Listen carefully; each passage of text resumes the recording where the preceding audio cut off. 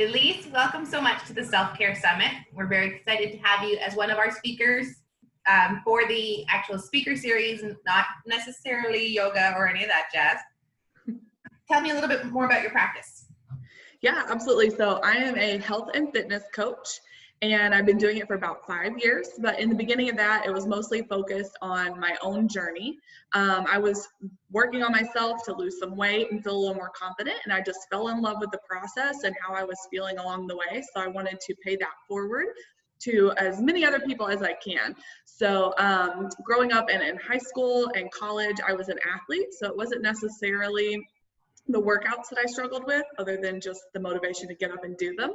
But nutrition was definitely my weakness. And so I wanted to learn everything that I could about it and really understand it, mostly because that's just how I am. But we don't grow up learning a lot about nutrition. So I wanted to get that knowledge base. So I searched out some courses and some certifications and got certified in a couple different nutrition styles. And then I actually also just recently acquired a women's specific coaching certification. Congratulations. I know that you've helped me a great deal along the way. I like to call you my food and fitness. So given that you do work primarily with women, what are some of the obstacles you see with your clients in their self-care practice? Yeah, oh man, with women, we all tend to struggle with allowing ourselves to put ourselves first and to feel worthy of putting ourselves first and working on ourselves. Women tend to take on many, if not all, the roles of the household, and then may even work outside of the household. So we feel really guilty when we want to take some time to ourselves to get in a workout, or we really feel guilty if we want to change the way that we're eating, because it doesn't just affect us, it affects everyone else in our family too, because typically women do the cooking as well. So not only are you going to either change up what your family's been or going to start eating, or some people feel like they have to make 2 different kinds of meals so that they don't disrupt what their family's eating. So just teaching my clients that you got to give yourself a little grace and learn to put yourself first, because it's actually going to be better for your family, and you can't pour from an empty cup. So give yourself that time.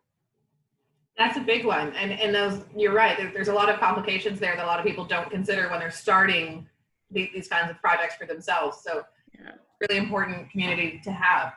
Now, given your own journey, what's been your biggest obstacle along the way? Yeah, for me, learning to slow down has been my biggest struggle. When I first started my fitness journey, I was interested in losing the weight, like I said, so that I thought you had to be really intense and go really hard and all the time and do everything perfect. And that's not the case at all. And actually striving for that perfection is what will have negative effects on you, and you may even give up. So just learning to slow down what it is that I'm doing or focusing on. And I can even still do that in my intense workouts, because actually slowing down really gets you in tune with your body and what's working during those workouts too. So just taking that time to let it all go. It sounds like there's also a deep process of self-awareness and taking the time to check in. I know that that's personally a pretty deep struggle with me. Oh yeah. Now, given the work that you do, what's your favorite part? What's your favorite success story? Yeah, absolutely. I was trying to think if there was one particular client, but I think more than that, it's just a moment for each client that's my favorite success story. I love when you can finally see everything click for them. And what's really cool is that normally I'll actually see it before they realize it. And so sometimes it's just fun to watch from the sidelines. And then one day they'll just reach out and be like, this is all just second nature now. Like, working out is in my normal routine, and I don't have to think about what I'm going to order at a restaurant per se, because I know what my nutrition goals are. So it's just really cool to watch that click for them. And then on top of that, that's normally when they start to get in touch with what I call their inner wins. And so they realize how much more energy they have. Maybe they're sleeping better. They picked up a really heavy box or picked up their child without even thinking twice, because they're so much stronger. Wow, that does sound like a pretty empowering part of the practice. Now, some of our speakers are doing special offerings, but tell us a little bit more about what you are offering now for people that are just finding you through the summit.